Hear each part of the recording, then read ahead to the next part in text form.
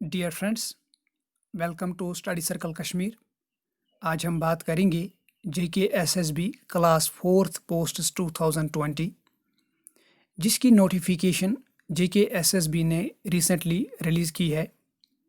इन posts की minimum qualification है class 10th। ये नोटिफिकेशन और कुछ इम्पोर्टेंट स्टडी मटेरियल मैंने डिस्क्रिप्शन में प्रोवाइड किया हुआ है, आप वहाँ से डाउनलोड कर सकते हैं। सबसे पहले सिलेबस में इन्होंने 4 कंपोनेंट्स दिए हुए हैं: mathematics, English, reasoning, general awareness and science. और जो रिटन टेस्ट है उसके 100 मार्क्स होंगे और टाइम होगा आपके पास 2 आवर्स का। मैथमेटिक्स के 20 मार्क्स होंगे। इम्पॉर्टेंट टॉपिक्स जो आपको कवर करने हैं वो है percentage, average, time, work and distance, ratio and proportion, problem of age, probability, LCM, HCF and mensuration. Reasoning में आपको पढ़ना है analogies, relationship concepts, figure odd one out, direct sense, figure series completion, Venn diagram, number series, coding, decoding. English में आपको पढ़ना है articles, synonyms, antonyms, preposition, verbs, reading comprehension, determiners, spellings and sentences। General awareness and science के हैं 60 marks और इसमें आपको पढ़ना है जनरल अवेयरनेस एंड साइंस के 40 मार्क्स हैं और इसमें आपको पढ़ना है general current events of national level, sports, Indian culture, Indian history, Indian geography, capital state, general science, health, hygiene and sanitation, J&K history, geography and culture. Now बात करते हैं स्ट्रैटेजी की। Friends, it is said hard work beat is the talent when talent does not work hard. So आपको इस exam में अच्छा score करने के लिए बहुत ज़्यादा हार्ड वर्क की ज़रूरत है। दूसरी बात, आपको परसिस्टेंट रहना होगा ड्यूरिंग द प्रिपरेशन। ऐसा नहीं कि आज आपने 6 आवर्स की स्टडी की और फिर 10 दिन के बाद आपने फिर से बुक्स ओपन की, तो ऐसा नहीं होगा, बल्कि आपको कंसिस्टेंट रहना होगा और आपको पेशेंस जो है वो रखना है, क्योंकि आपको पता है कि ये एग्ज़ाम जब तक आपका एटलीस्ट रिटन टेस्ट नहीं होता है तब तक आपको जो है कम्प्लीटली फोकस करना है अपने सिलेबस पे और जो है अवॉइड करनी है all kinds of distractions, particularly social media.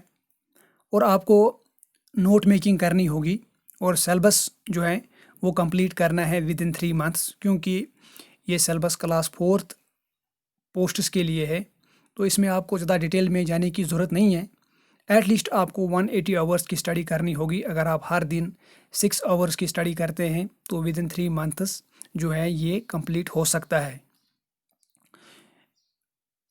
और सिलेबस कंप्लीट होने के बाद आपको रिवाइज करते रहना है जब तक आपका रिटन टेस्ट नहीं होता है, और आपको अपडेट करना है अपने नोट्स को फ्रॉम द इंटरनेट, क्योंकि जो करंट इवेंट्स होते हैं तो वो तो आपको जो है अपडेट करने ही हैं।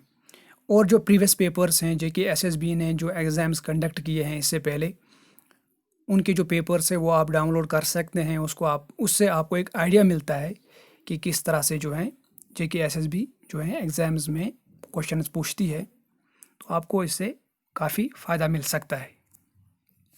नाउ बुक्स फॉर मैथमेटिक्स के लिए आपको जो NCERT बुक्स हैं उसमें जो चैप्टर्स दिए गए हैं, इसके लिए आपको जो गूगल प्ले स्टोर है वहाँ से एक एप्लीकेशन डाउनलोड करनी होगी, NCERT ऐप।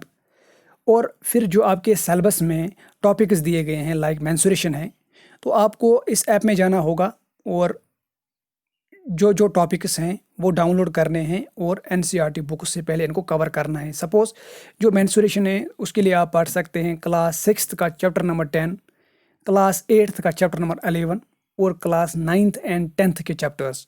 तो इस तरह से आपका जो है मेंसुरेशन, क्योंकि उसमें बहुत सारे जो है न्यूमेरिकल्स दिए हुए होते हैं, तो आपको एक प्रैक्टिस करने का एक अच्छा तरह से एक टाइम मिल सकता है।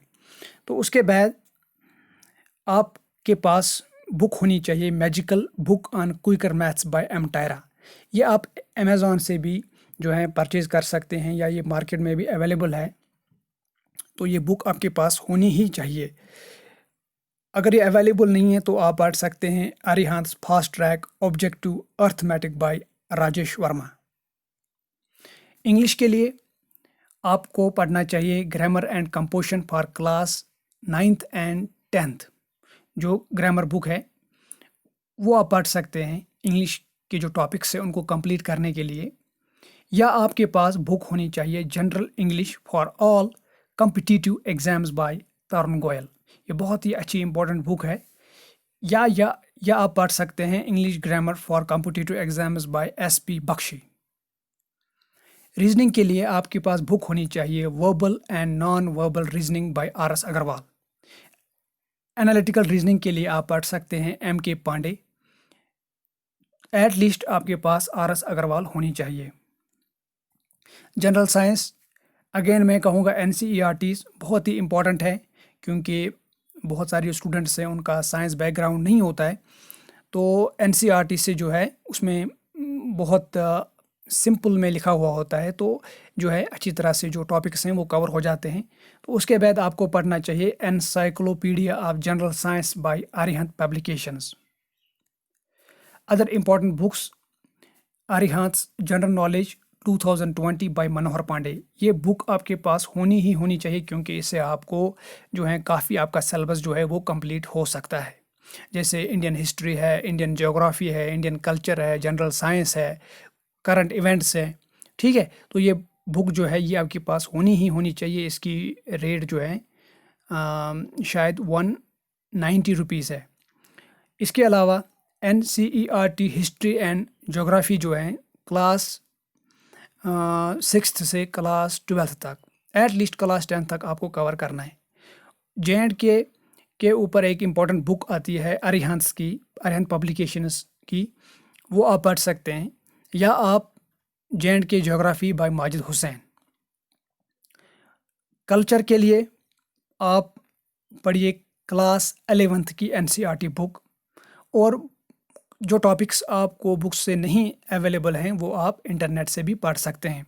इसके अलावा मैं भी नोट्स जो हैं वीडियोस अपलोड करता रहता हूँ अपनी जो हमारी चैनल है स्टडी सर्कल कश्मीर पे। मैंने जो जम्मू एंड कश्मीर पे काफ़ी सारे वीडियोस बनाए हैं, तो आप उन्हें ज़रूर चेक कीजिएगा। So friends, all the best, start your preparation from today. It should be your day 1 for the preparation. अल्लाह हाफिज़, टेक केयर।